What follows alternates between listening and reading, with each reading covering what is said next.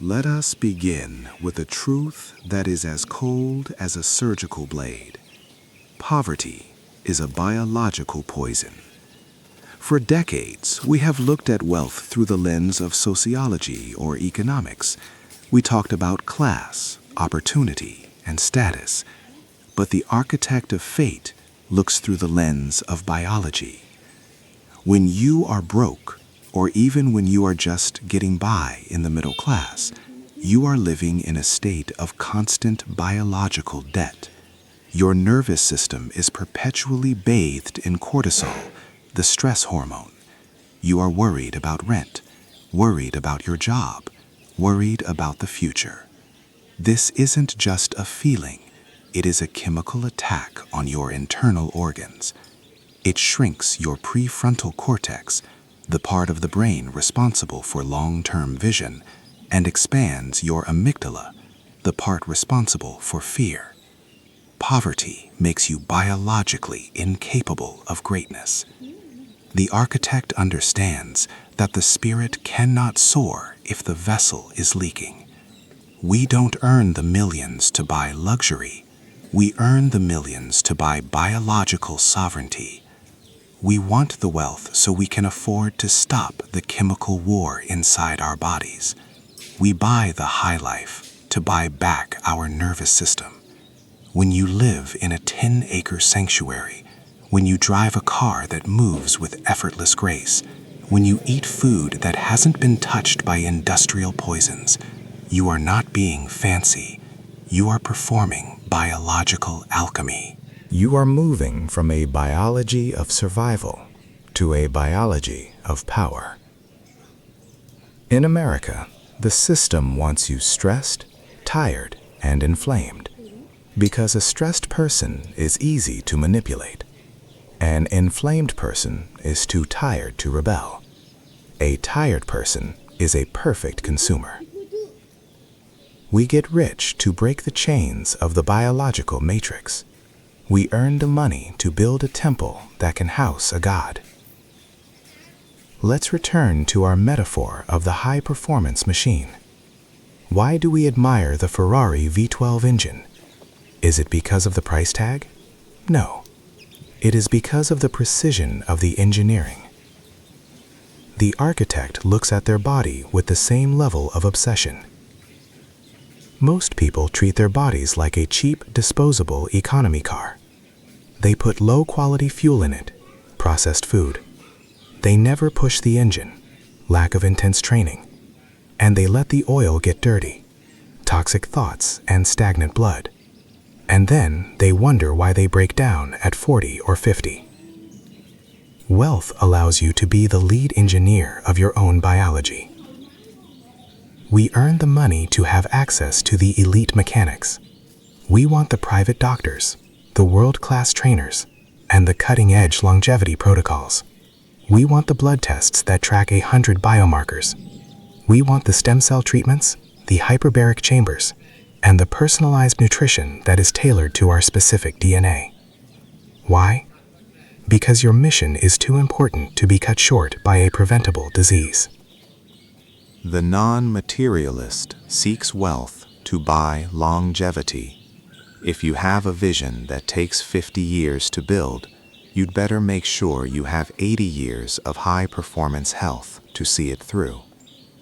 We buy the $100,000 wellness infrastructure for our homes, not to relax, but to maintain the weapon. The cold plunge, the infrared sauna, the filtered air systems, these are not luxuries. They are the maintenance protocols for the most sophisticated piece of technology in the universe, the human body. When you sit in your luxury car, it is a reminder. This machine is perfect. Am I? The leather is flawless. Is my skin? The engine is tuned to the millisecond. Is my heart? The car is a biological standard that we must rise to meet. Let us speak of the architecture of the brain. Every environment you enter is a neurochemical trigger. If you spend your day in a cubicle with fluorescent lights and the smell of stale coffee, your brain is producing the chemical of a worker bee. Your thoughts are small, your energy is flat, and your creativity is stifled. The architect earns the wealth to build a temple of dopamine and serotonin. We buy the mansion with the 20-foot ceilings and the panoramic views of the ocean, not for the view, but for the expansion of the mind. High ceilings lead to abstract thinking. Vast horizons lead to long-term planning. Natural light regulates your circadian rhythm, ensuring that your sleep is a deep, restorative reset. Wealth is the ability to curate your neurochemistry.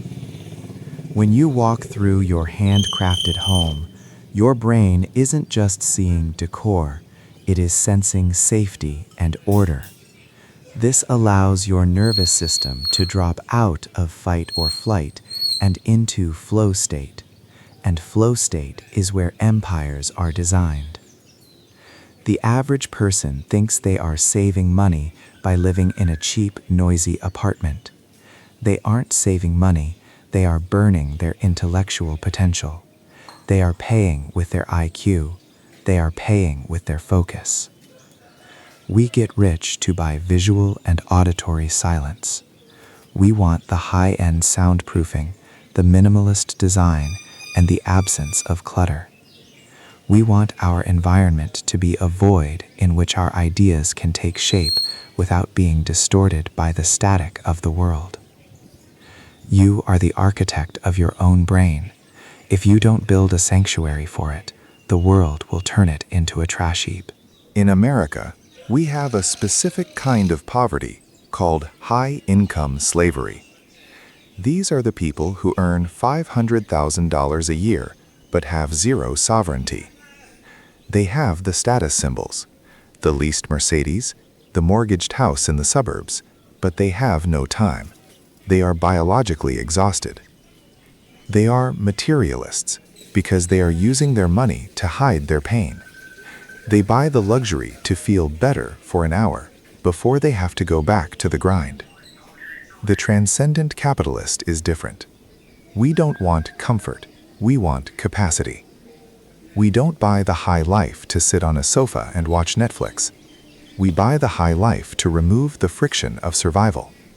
We want to automate the laundry, the cooking, the cleaning, and the administrative nonsense of life, so that 100% of our biological energy can be focused on the mission. Efficiency is a spiritual virtue. Every minute you spend doing a low-value task is a minute you are stealing from your genius. If you are a person capable of solving a global problem, and you are spending an hour standing in line at the grocery store, you are committing a biological crime. We get rich to hire the team that handles the material world for us. We want the chef, the assistant, and the estate manager. Not because we are lazy, but because we are urgent. The non-materialist recognizes that their attention is the only thing that actually exists. We earn the money to buy back our attention from the mundane. We want our life to be a smooth glide from one high-level thought to the next. Wealth is the exoskeleton that protects your time. The universe is governed by entropy, the tendency of all things to move toward disorder, decay, and death. Your body is moving toward entropy every second. Wealth is the force of resistance against entropy. If you are poor, you are at the mercy of entropy. You eat the cheap inflammatory food, you breathe the polluted city air, and you succumb to the diseases of civilization. You age faster, you think slower, and you die sooner. But when you are sovereign, you use your capital to reverse the clock. We invest in biological defense. We want the water filtration systems that remove the hormones and microplastics. We want the air purifiers that remove the toxins. We want the organic, regenerative food that is grown in mineral-rich soil. This is the ultimate non-materialist flex. using the money to buy a purer body. Think about the high net worth longevity circles in Silicon Valley and Miami. These men and women are spending millions to stay biologically young. The critics laugh and call it vanity. They are wrong. It is strategic preservation. If a general has spent 40 years learning how to win wars, his most valuable asset is his experience. If he dies at 60, all that wisdom is lost. But if he can live to 100 with the brain of a 30-year-old, he becomes a demigod.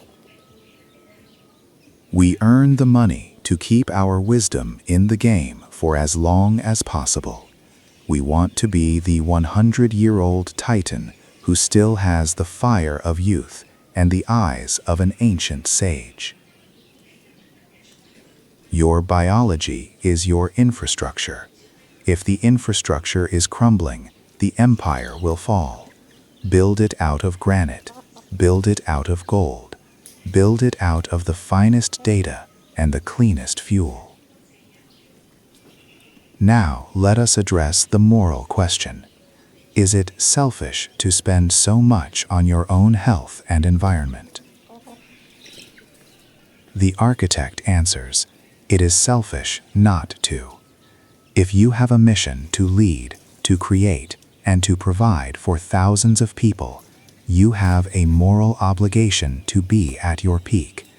If you get sick because you were too humble to buy the best food, or if you burn out because you were too simple to buy the quiet sanctuary, you are failing the people who depend on you. Your vitality is a public asset.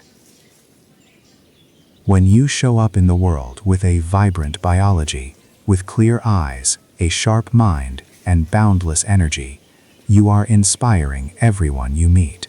You are showing them what a human being is capable of when they refuse to settle for average. We buy the $200,000 car and the $10 million house to create a high-frequency field. Everyone who enters your space should feel their own standards rise. They should feel their own biological potential tingling. You are the vanguard of the species. You are the test case for what humanity can become when we move past the survival phase. We are moving toward a future where age and disease are optional for the sovereign. And yes, it will be expensive. It will require massive amounts of capital. That is why you must not stop at enough. You must push into the billions. You aren't just earning for yourself. You are earning for the human project.